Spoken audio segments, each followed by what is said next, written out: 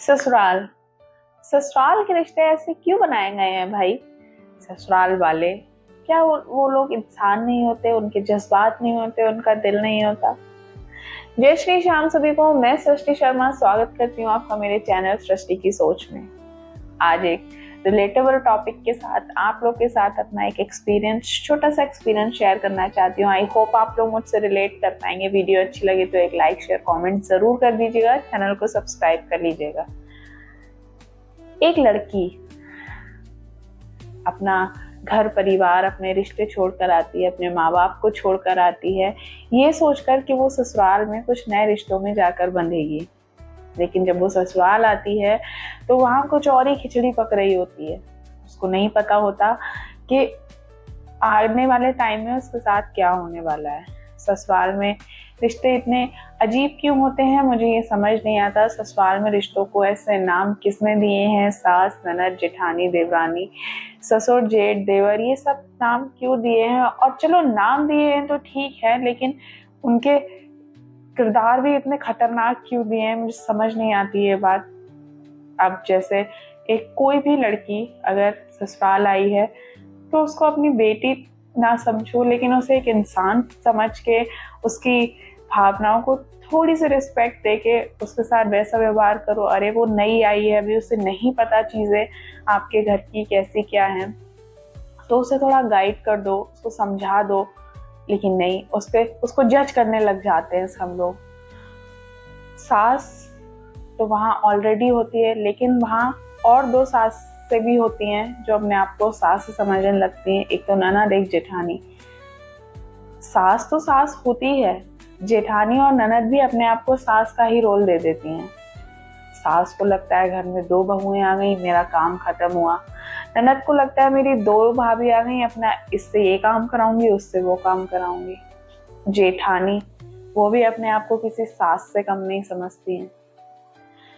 वो ये नहीं सोचती हैं कि मैं भी कभी इस घर में शादी करके आई थी, मेरे साथ भी कुछ चीज़ें ऐसी हुई थी जो मैं इसके साथ ना होने दूं।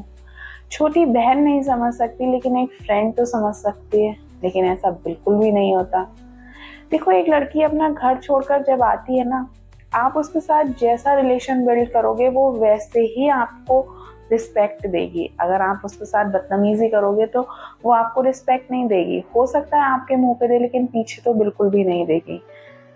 अगर आप उसके साथ तमीज से और उसके साथ एक पोलाइट नेचर के साथ बात करते हो तो वो लड़की आपको बहुत ज़्यादा रिस्पेक्ट देगी और आपके साथ बहुत ज़्यादा अच्छे से बात करेगी। लेकिन पता नहीं क्या हो जाता है, ससुराल के रिश्तों को ऐसे क्यों बनाए गए हैं? नहीं, हुक्म वाले, ये वो पता नहीं क्या क्या। कोई भी लड़की अपने घर से सीख कर नहीं आती। उसको उसकी माँ या उसके घर में ये नहीं सिखाया जाता कि ससुराल में जाके तुम्हें ऐसे ऐसे चलना है। ऐसा कभी नहीं होता।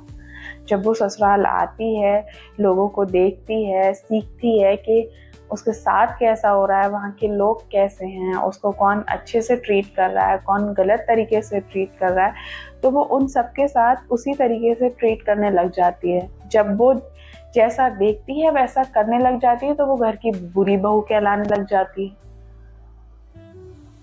आप लोग प्लीज मुझे बताइए कि क्या आप लोग के साथ भी ऐसा हुआ? क्योंकि मैंने तो ये चीज बहुत ज्यादा एक्सपीरियंस की है कि एक तो घर में एक नहीं, आपको तीन तीन सास देखने को मिलती हैं अगर आप छोटी हो तो। अगर आप बड़ी हो तो आपको अपनी सास देखने को मिलती हैं। सब लोग ऐसे नहीं होते, लेकिन 75% लोग ऐसे ही हैं आजकल। सास बहुओं को खुद से कंपेयर करती हैं, जेठानी भी खुद से कंपेयर करती है। अरे क्यों करती हो? दुनिया में करोड़ों की आबादी है, हर इंसान अलग है, हर की बॉडी अलग है। सासों के टाइम पे जो खान पान था वो बहुत प्योर था, उसी हिसाब से उनकी बॉडी वर्क करती थी। अब जो जनरेशन है वो बहुत बिजी शेड्यूल है लोगों का। कई सारे लोग जॉब करते हैं, कई सारे लोग घर में बहुत सारे काम करते हैं, तो उनकी बॉडी उस तरह से है। हर अब सास कहती है नहीं हमने तो ऐसा किया, ये क्यों नहीं करेंगी, हमने तो भाई दो दो बच्चे पाले, ये क्यों नहीं पाल सकती। तब जमाना अलग था, अब जमाना अलग है। क्या वो सास जो पहले थी वो अब हैं। पता नहीं ससुराल के रिश्तों को ऐसा क्यों बनाया गया है, क्यों किसी की बेटी को बेटी ना समझ के उसे इंसान तो समझा जा सकता है ना।